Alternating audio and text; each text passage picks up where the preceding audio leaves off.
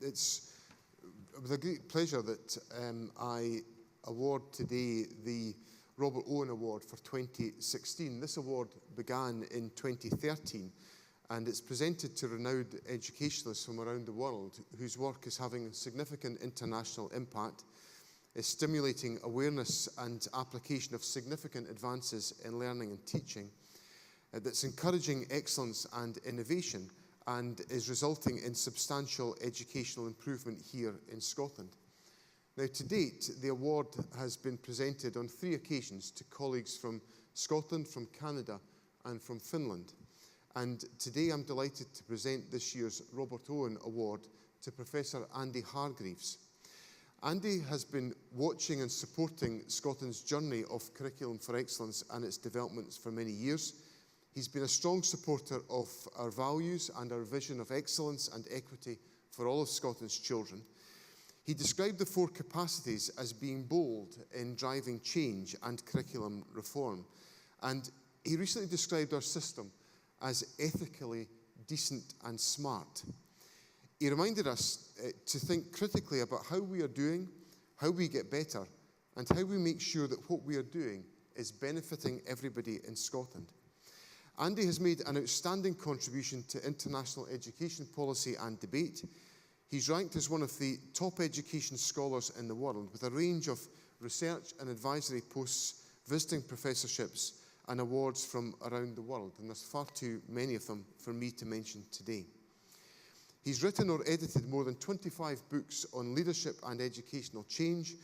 He's worked alongside top acclaimed experts such as Pazzi Salberg, Michael Fullan, Alma Harris, Alan Boyle, to name just a few. I was fortunate to have the OECD review report as one of the first pieces of work that I returned to when I became Education Secretary. And of course, Andy was a key part of the OECD team that was instrumental in influencing and guiding our plans in Scotland ever since.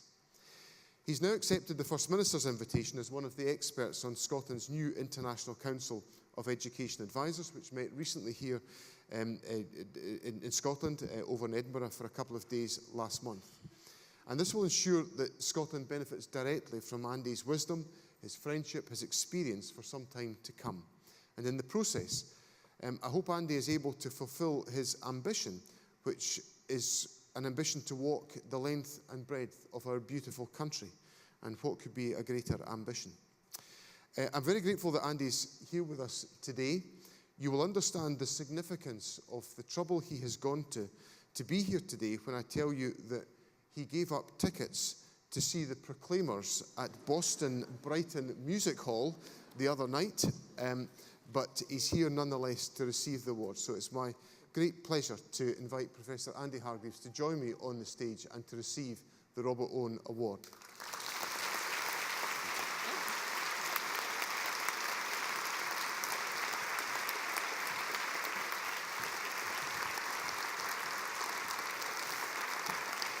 There we are. Congratulations. Thank you. Thank you very much. And there you are. You want to hold on to it?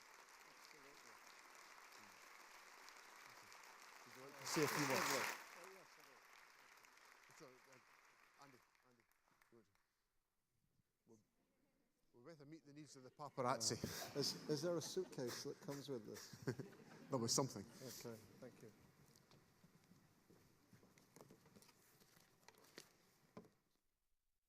John, thank you for a wonderful speech, delivered completely unadulterated by a single PowerPoint slide, which I think, it's fantastic.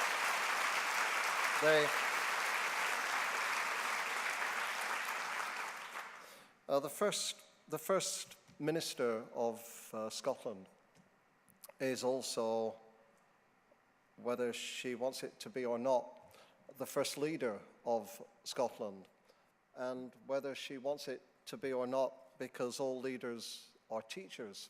They're either good teachers or bad teachers. She's also the first teacher of Scotland. And the Deputy First Minister is exactly that also. I think you lost your path, perhaps. I don't know what you did in finance, but there's many kids out there who could have benefited from some of your time and investment and wisdom as they have on the Mace. And one of the best moments I ever saw in my professional life in the last few years was seeing the First Minister talk to a group of students back in January who had met with her. And nearly all the questions had finished, and the cameras had gone away. And then one of the about 9-year-old kid turned around and said to her, and I won't dare try a Scottish accent, but said, "Have you ever doubted your leadership?" How would you like that question to come to you? And she answered thoughtfully, and not instantly and reflectively, but quite brilliantly, and saying, of course, she'd sometimes really had doubted her leadership. All leaders do. But she'd never regretted her leadership. This is to a 9-year-old. She said, you shouldn't regret your leadership if you're making the very best judgment you think you can at the time, knowing that sometimes it will not always be the best judgment, but you should learn from when it's not the best that you could possibly have made, so you'll make better judgments in the future to help more people that you're responsible for. And in accepting this award, I feel very honored and moved, actually, personally, to have this award. But also because, in a way, the award honors Scotland and what Scotland represents, which is wisdom, good ideas with impact, openness, integrity, doubt, as well as certainty. And to be associated with that, for me, is a wonderful thing to come at this point in life. In Scotland, many countries value, honor their military leaders, their political leaders, their kings and queens. Scotland values its intellectual leaders, its philosophers, its economists, its inventors, its educators. This is something that you have brought and continue to bring, and I hope will bring more of, to the world over time. And to be associated with that is fantastic. And one of those great thinkers and leaders is Robert Owen, the eponymous Robert Owen, after whom this award is named. For those of you who don't know, but I do, because Robert Owen is on the walk I have taken over many years from the Cheviot Hills, across the St. Cuthbert's Way, across the Scottish borders, up the Clyde Walkway, up the West Highland Way, across on the Great Glen Way, and now north of Inverness all the way to Helmsdale. And in mid-June next year, I'll be walking the last 4 days from Helmsdale over the Ord of Caithness in wind, rain, and whatever the other elements will throw at me. And all of you and any of you are welcome to join my right to roam across the Scottish countryside as I do so. But in all this, on this walk, you come across New Lanark.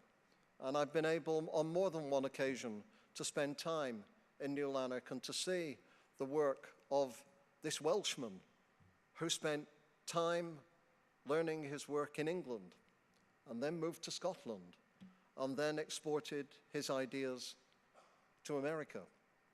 And you have given the award to an Englishman, although I should say I come from Lancashire, and anywhere north of Manchester or Sheffield, we're already existentially Scottish, okay?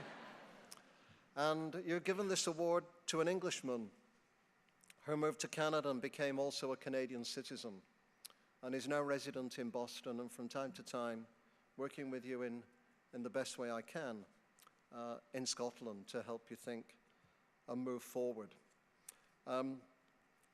We did miss what Robert Owen brought, by the way, just in case you don't remember, to the world, was really the world's first early childhood education program, one of the world's first commitments to adult education. The embracing of everything we heard at the beginning of this presentation, of the arts and dance for every child, as well as literacy and mathematics, a broad whole child education, the essence of curriculum for excellence, which in a way is its legacy living on within the present, and that all of you are helping to keep alive, to move forward, and to grow stronger over time. There are many lyrics I love from the Proclaimers, and I'll read you two of them, and then I will graciously leave. But one is from Letter from, this is a serious part, one is from Letter from America. And I'll mix together 3 lines. It says, "When you go, will you send back a letter from America? Take a look up the rail track from Miami to Canada," because it's talking about a time when the Scottish experience was an experience of emigration, not immigration.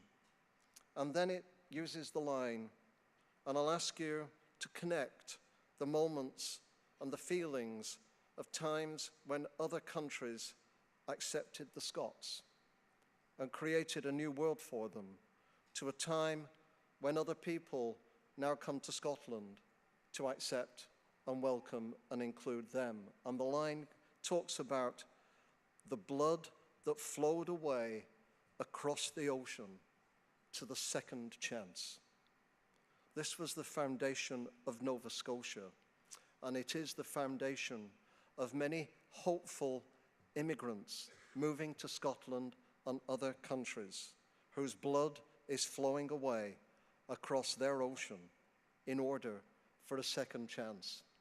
And as educators, I know you welcome many of these families and all that they bring to your schools as the future of the economy, as well as the security and care that you provide them. But the other line, of course, is that if you want all that you want for Scottish education, and if you disagree sometimes with the First Minister's strategies and the Deputy First Minister's strategies, because a good democracy has a lot of disagreement, try and bond with the questions and the issues with which you may disagree about the particular solution, and suggest different or better solutions to the questions and issues of equity and collaboration and professionalism that you share in common. And as you do that, think of the words, "As I will be," because it's been my wife's and I's anthem as we've been moving up the north of Scotland. By the way, we did our courting in Scotland. We hitchhiked on the Isle of Skye, across Culloden Fields, with the Ospreys of Aviemore. We did all this. And as we walk north, sometimes we sing, and I won't now, but sometimes we sing. I have been known to sing at presentations, but I will spare you that. We will sing, "And I will walk 500 miles. And I will walk 500 more." And it's an anthem of struggle, hope, loyalty, resilience, and pride. And this is our struggle now, I think, in Scotland and in other parts of the world.